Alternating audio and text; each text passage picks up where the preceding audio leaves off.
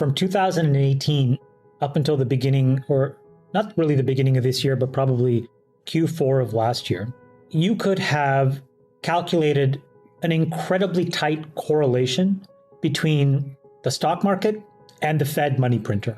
So the Fed is in control of how they can introduce dollars into the economy. How do they do that?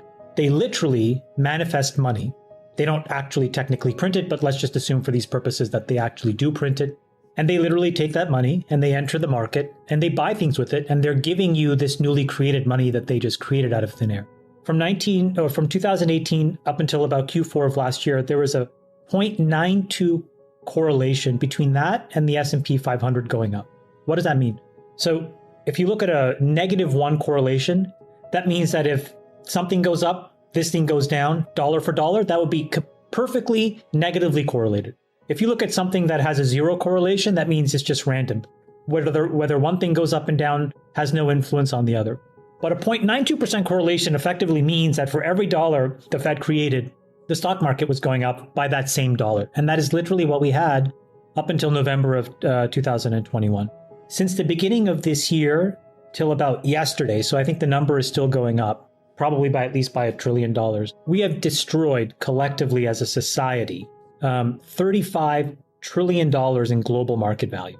Now, to give you a sense of that, that's 14% of all global wealth that has been destroyed in basically 5 months. And for reference, in 2008, when we went through, a cataclysmic shock to the system that threatened the banking infrastructure of America and a potential contagion to the world, that destroyed 19% of the world's global wealth at that point. So, we're approaching some really crazy heady moments in time where, in terms of the market correction and the value destruction. The difference here is that the last time around, it was really about a handful of financial institutions and some very specific assets, right?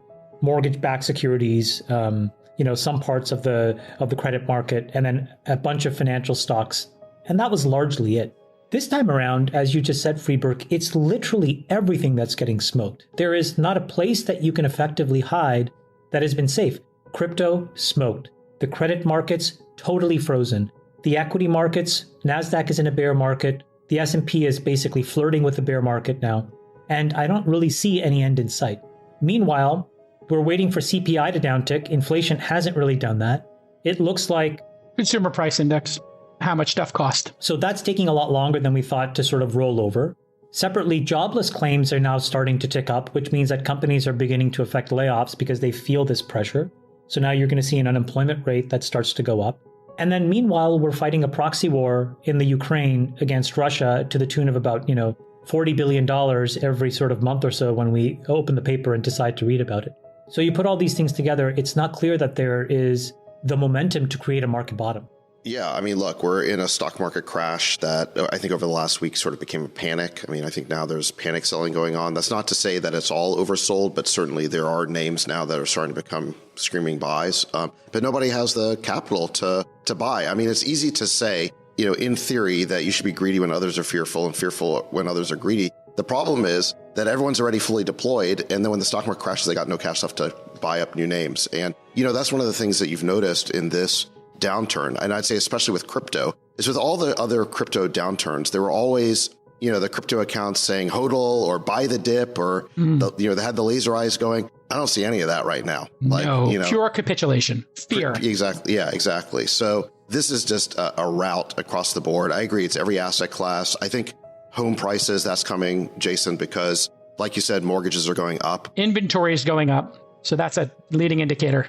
Yeah. People can't afford the same mortgage they did before because rates are going up very fast. So, sellers are going to have to drop prices. And until they're willing to do that, the inventories go up. That's a little dance that happens in real estate is the sellers don't want to accept reality and they don't have to sell because they're living in it, as opposed to their crypto holdings, which they're not living in and they're not getting value from. And frankly, I think the consumer in general, that's the next shoe to drop here. Because right now you had this sort of financial correction, you had this massive asset inflation, and now that the air has come out of the balloon, but the consumer has generally been holding up pretty well. Obviously, we had unemployment, near 3%, very low, although the labor participation wasn't great, but the consumer was doing fine. It was sort of holding up the economy. Now I think you've got a bunch of different factors that are going to really hurt the consumer over the next several months. Like you said, interest rates going up means that home loans become more expensive, car loans, any other personal consumption loans go up. Credit card debt now has all of a sudden skyrocketed. So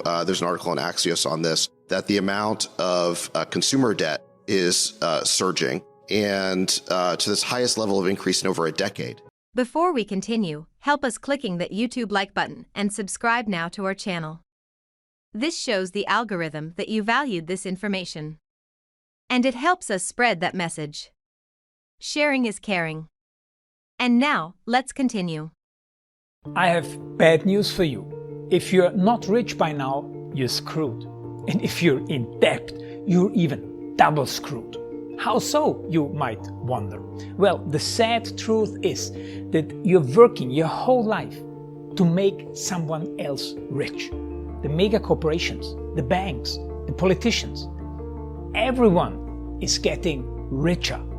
They get your money. And what is even worse, they get your time, they get your life. You are not even in a rat race. You're in a financial prison. But what could a solution for you look like? Honestly, I don't know, but I know what a solution for me would look like. It's very simple.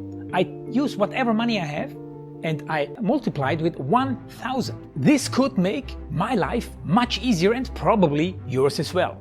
If you have $1,000 available and multiply this with 1,000, I believe that this could solve some financial issue for the one or the other. Of course, if you're ugly, you would have to multiply it with much more than 1,000.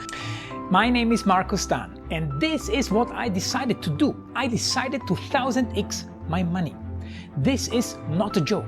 I know what you may be thinking. What is this guy talking about? How should this work? This is not possible. Well, I made a detailed video where I laid out my plan. And some clever folks might even want to look at this plan and copy it and do exactly what I do. This is just a little hint on the side. You have two options. You leave. You forget what you have seen.